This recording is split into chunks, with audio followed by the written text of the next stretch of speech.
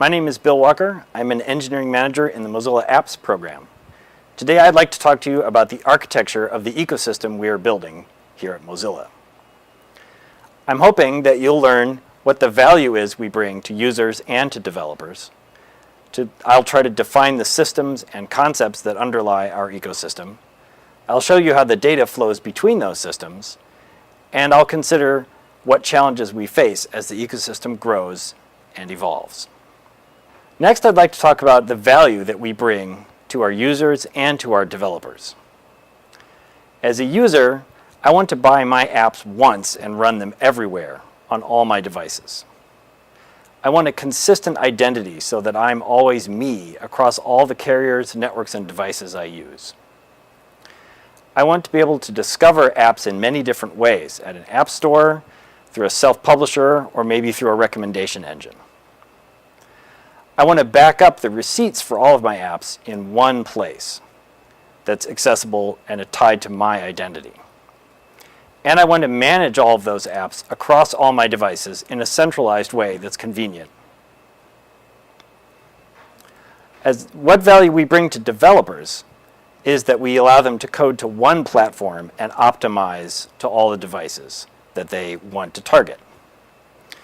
Developers know that their users can discover and buy and install apps on all of their devices, and that developers can innovate without hitting arbitrary restrictions imposed by a walled garden. We allow developers to submit and manage apps at our marketplace programmatically, and we provide them access to great development tools. And we give them access to analytics to show how their app is being used and by whom. Here's a look at the basic systems and concepts that underlie our ecosystem. On the left, we have the persona identity service. Then we see the back end for an application, the app store that provides access, discovery, and access to the application, the apps in the cloud server, which gives backup of receipts, and then a payment provider that handles payment transactions with the user. There are two concepts here in green, the manifest for the app and the app package, which we'll discuss in a few minutes. There are different kinds of interactions between these items. During discovery, we have communication between the device and the app store. In the course of identifying the user, communication goes between the device, persona, the app store, and the apps in the cloud server. During payment flow, the device interacts with the payment provider and the app store and probably the back end of the application. And this causes receipts to be generated, signed, installed on the device, and backed up to the apps in the cloud server. During installation, the device will access the application's back end to retrieve a manifest, or will download a package from the app store. Both of these will be installed on the device. When the app is launched, the application on the device may communicate with the application's back end to verify receipts or to retrieve content. And during the management phase, apps in the cloud service will interact with the device to provide access to manifests, receipts, and packages from all the apps that have been installed previously on any device associated with this user. So those are the different kinds of ways that the systems in the ecosystem interact with one another. Now let's look at the concepts behind those systems in more detail. For example, what is an application?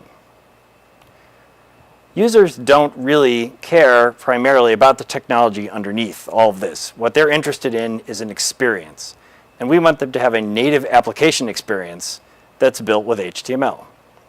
So that's the fundamental way I think of an application. You can also say it is a collection of web content that's reachable from a URL within a particular origin. I think it's important that an HTML application is very much like the web, except that it works great offline. And that's a challenge for many of our web developers today. It also serves as a context for in-app payments, so that the user can interact directly with the developer and purchase digital content for a game or subscriptions for a content site like a magazine or a newspaper. An application is not a bookmark. An application is not a tab. An application is not a website. It needs to be more than these things. It needs to behave great offline, and it needs to give the user a native application feeling on every platform where it's available. Our application is defined by a manifest, which gives a set of metadata about the developer and the application, its icon, and so forth. It enumerates the list of sensitive APIs that the application intends to use. Here's an example. We are defining a standard for this that we hope to submit to W3C, which will provide a chance for other parties to participate in the use of this manifest. Here's a list of the different APIs that an application can request access to. Most of these will be first developed and used on the Boot to Gecko phone project. They include access to Bluetooth, access to the camera, to contacts, to information about the battery, and so forth.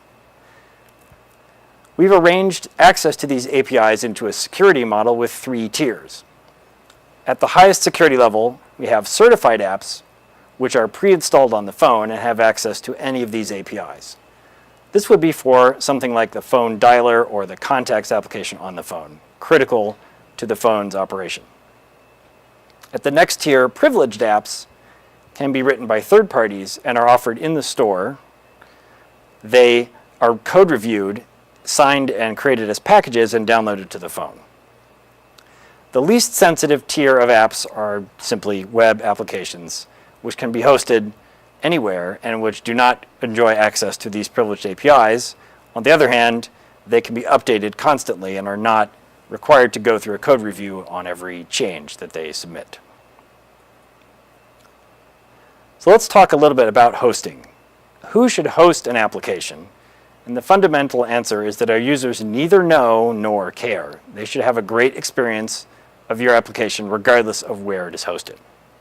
A developer is free to host an application that doesn't need access to sensitive APIs. Especially this will work. Start again.